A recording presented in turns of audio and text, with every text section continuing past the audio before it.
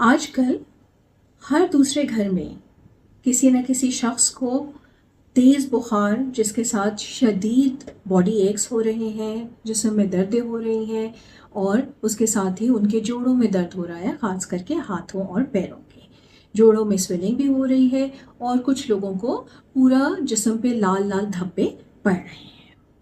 तो ये एक क्लासिकल पिक्चर है चिकनगुनिया वायरल इन्फेक्शन की। ये कहाँ से शुरू हुई, कैसे दूसरों को तक पहुँचती है, इसके क्या सिम्टम्स होते हैं, इसको कैसे डायग्नोज किया जाता है, इसके ख़िलाफ़ हम क्या कर सकते हैं, इससे बचाव कैसे कर सकते हैं, उस सब के बारे में आज हम बात करते हैं। मैं हूँ डॉक्टर मरियम अतीक। सबसे पहले ये वायरल इन्फेक्शन जो है वो तंजानिया में 1952 में देखी गई और ये मच्छर के काटने से होती है। वो मच्छर स्पेशली बिलोंग करते हैं एडीज़ फैमिली से, एडीज़ इजिप्टी, जिसको कि हम पहले भी बात कर चुके हैं कि वो डेंगू फीवर कॉज करता है, और एडीज़ एल्बोपिक्टस। ये दोनों मॉस्किटोज़ जो हैं इसको ट्रांसमिट करते हैं अपने बाइट से। और ये मॉस्किटोज़ जो हैं वो डे टाइम मॉस्किटोज़ हैं, दिन के टाइम में ये ज़्यादा एक्टिव रहते हैं, ख़ासकर अर्ली मॉर्निंग आवर्स में और शाम को जब सूरज गुरूब होता है उस टाइम में। आप को जब ये मच्छर काट लेता है, जो इन्फेक्टेड मच्छर है जिसके अंदर ये जरासीम मौजूद हैं, तो उसके बाद 2 से 12 दिन लगते हैं। क्लासिकली आप कह लीजिए कि जी 1 हफ्ते का टाइम लग जाता है और आप में भी वो सिम्टम्स फिर इस डिज़ीज़ के नज़र आने शुरू हो जाते हैं। सिम्टम्स हमने पहले ही बात की, तेज़ बुखार, शदीद जिस्म में दर्द और उसके साथ ही जॉइंट्स में जोड़ों में दर्द और रैश।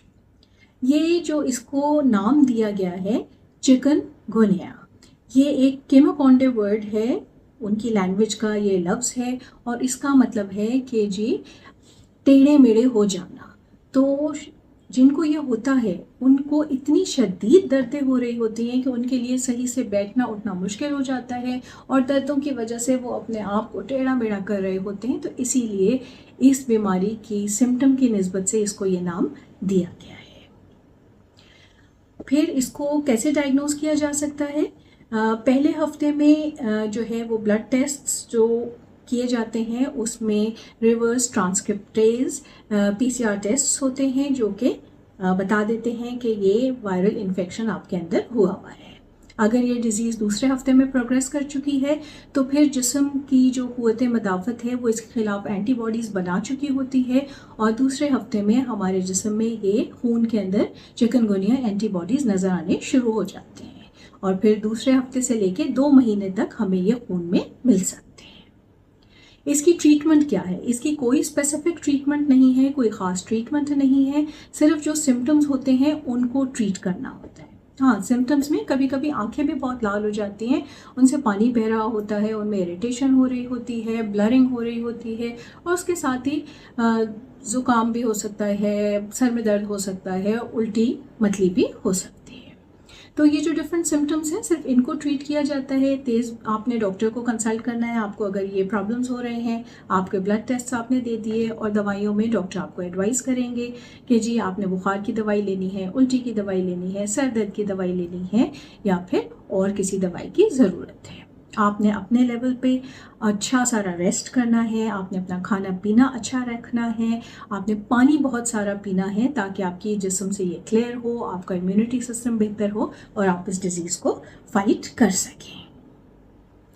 फिर इसकी प्रिवेंशन कैसे की जा सकती है, क्योंकि स्पेसिफिक ट्रीटमेंट तो हमारे पास है नहीं। तो इसकी प्रिवेंशन सिर्फ इसी तरह मुमकिन है कि आप अपने आप को मच्छर के काटने से बचाएं।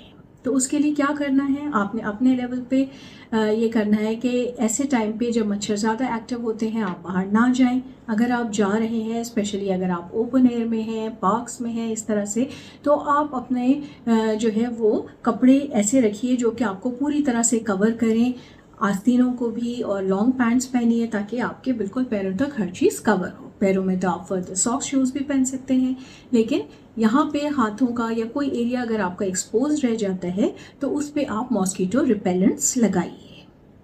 फिर घर के अंदर आप क्या कर सकते हैं, आप चारों तरफ इंसेक्टिसाइड स्प्रेज कीजिए ताकि कहीं पे मच्छर अगर रह गया है अंदर तो वो मर जाए। आपकी जो है वो खिड़कियाँ और दरवाजे, उन पे मॉस्किटो नेटिंग्स होनी चाहिए। आपके घर में जो पानी के कंटेनर्स हैं, क्योंकि ये पानी में ब्रीड करता है हॉट एंड डैम्प कंडीशंस में, तो आपके जो पानी के कंटेनर्स हैं इनको आप ढक के रखिए। उनका पानी जो बकेट्स का है, ड्रम्स का है, या किसी और कंटेनर में है, या इंडोर प्लांट्स में है, उसको आप फ्रीक्वेंटली चेंज कीजिए, हर दूसरे दिन, हर तीसरे दिन, ताकि वहाँ पे जो है वो मच्छर अंडे दे ही ना और उनकी भाप से अफजाइश ना हो। फिर जो कचरे आपने घर में, ऑब्वियसली आप रहते हैं तो कचरा भी होता है, खाने के छिलके, फ्रूट्स के छिलके, सब्जियों की चीज़ें और गंदगी, तो उस सारे कचरे को आप बंद डस्टबिन्स में रखिए। और अगर आप थैली में डाल रहे हैं तो उनको नॉट लगा के रखिए, ताकि वहाँ भी इनको ये मौका ना मिले मच्छरों को अफजाइश का। फिर आपने जो घर के बाहर का एरिया है उसको भी साफ़ रखना है, अपनी कम्युनिटी को साफ़ रखना है। आपके जो गार्बेज डिस्पोजल एरियाज़ हैं वो क्लीन होने चाहिए, वहाँ फ्यूमिगेशंस होनी चाहिए। आपके घर के आसपास कोई गंदा पानी या इवन साफ़ पानी जो है वो ठहरा हुआ नहीं होना चाहिए। तो इन सब बातों का अगर आप ख्याल रखेंगे तो मच्छर ही कम पैदा होंगे और उनसे लगने वाली बीमारियाँ भी कम पैदा होंगी। अब हमने ये कहा कि ये मच्छर जो है ये डेंगू भी कॉज करता है, तो आपको कैसे डिफ्रेंशिएट हो सकता है कि ये आपका चिकनगुनिया है या डेंगू है। उसमें 2-3 अलामात ऐसी हैं कि डेंगू में बुखार इतना ज़्यादा तेज़ नहीं होता जितना चिकनगुनिया में होता है। जो दर्दें हैं जिस्म में वो डेंगू में कम होती हैं और चिकनगुनिया में तो वो बहुत ही ज़्यादा होती हैं। जॉइंट्स की इन्वॉल्वमेंट इसमें मेनली होती है। फिर जो ब्लड पिक्चर है उसमें जो है वो चिकनगुनिया में जो है वो लिम्फोपेनियाज होते हैं, उनकी कमी हो जाती है लिम्फोसाइट्स की, जबकि डेंगू में हमारे पास जो है वो थ्रोम्बोसाइटोपेनिया होता है, प्लेटलेट्स की कमी होती है, और इसी तरह ग्लूकोसाइट्स की कमी होती है। तो ये चंद चीज़ें हैं जो डॉक्टर आपको तशख़ीस करने में बिल्कुल मदद कर देगा।